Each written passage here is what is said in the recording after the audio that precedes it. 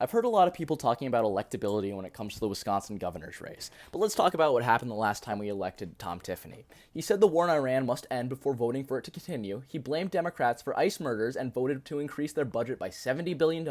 He voted to kick 270,000 Wisconsinites off of healthcare. He has a 0% rating from the League of Conservation Voters and a 0% rating from Reproductive Freedom for All, and voted to force Wisconsinites to pay $3,000 more in essential goods and services. Do we really need this guy calling our shots?